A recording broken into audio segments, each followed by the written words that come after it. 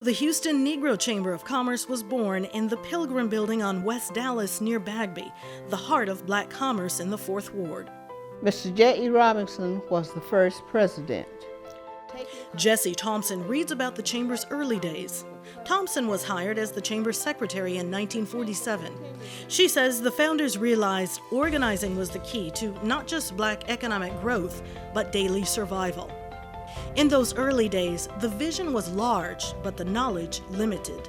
In 1964, the Negro Chamber changed its name to the Houston Citizens Chamber of Commerce. 1 year later, Mac Hanna became president of the Chamber, using his business acumen to start programs that resulted in greater access to capital for black business owners. During the 70s and 80s, the Houston Citizens Chamber pushed for more black professionals to get hired in key positions. Much of that was done through the work of a man named Earl Loggins. The Pinnacle Awards, a celebration and recognition of African American business success in Houston. The idea of shining the spotlight on top black businesses was conceived in part by Al Calloway, a former chamber president. Well, we were determined to show that you do have capable black businesses in this town who are doing very well. It was an excellent place to network, and it was, how can I say it, the showboat event for the chamber. The Houston Negro Chamber of the 1960s promoted its agenda during a very tumultuous time nationwide. Amidst the sit-ins and marches, the chamber went about the business of cementing its place in the community. As 2025 marks our 90th anniversary, it's important to understand the people that assisted in us getting here in this 90th year.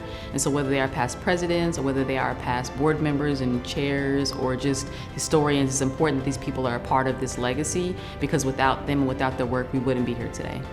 So since the founding of the Chamber in 1935, there have been 3 tenets that are very important: advocacy, awareness, and access.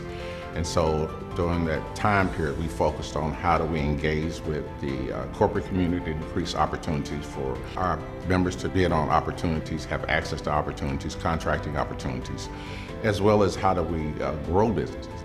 The Chamber as a 501c6 is impactful to entrepreneurs and workplace professionals. But with the development and support of our 501c3, the Greater Houston Black Chamber Foundation, we're able to engage with the next generation through our Scholarship Awards program and partnership with organizations like the Houston Black Leadership Institute. At the time, not a lot of corporations were going to donate or give contributions to a chamber, so we created the foundation as a philanthropic arm for the chamber. One of the things in the conversations that William and I had was about some kind of pipeline for the next generation of leadership and what that might look like. And out of that came the blueprint for the Houston Black Leadership Institute, a leadership development program for African American young professionals. GHBC and the foundation work together to prepare businesses and support the next generation. But they also step in during dire times to aid black businesses and the black community as a whole throughout Houston, Texas. 2 days after Hurricane Harvey hit, Congresswoman Sheila Jackson Lee called the chamber leadership down to the George R. Brown Convention Center.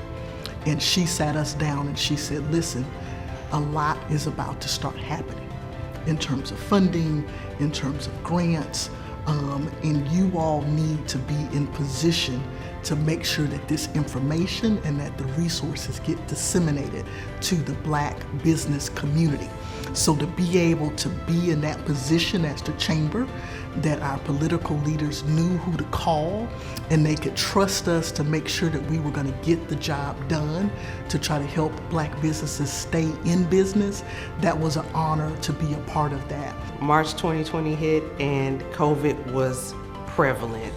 We did not expect it, and also during that time we had George Floyd. And so what shaped our programming at that time was really making sure that our members were taken care of. As you all know, there's a lot of changes going on in our economy and in our climate, our social climate in the U.S. And so with that, it's important to look back on how they navigated a lot of these barriers, because that allows me to figure out how to navigate the current barriers that we're facing in a way that meets some of our needs as a black community, also as a black business community. So that's pairing some of the historical lessons with some of the current innovative lessons and models. My hope is that the chamber will realize how important it has been in moving us forward as entrepreneurs over the years. We are now in the midst of times which really do look like the beginning of the end. And it is in these times that our Black businesses are most in need of an institution to be an anchor for them. There's so many organizations that don't make it, but the reason why we have made it is because the value in what we do. It matters, it's important, and it's essential. Remember your history. Founded on advocacy, awareness, and access. Given the current environment, we still need to be focused on advocacy, awareness, and access, and be intentional about how you spend your dollars. Keep going. We have to keep up the fight and work together. I see a day, and I know you see that day too, when we will be celebrating 90 years of possibilities, and the best is yet to come.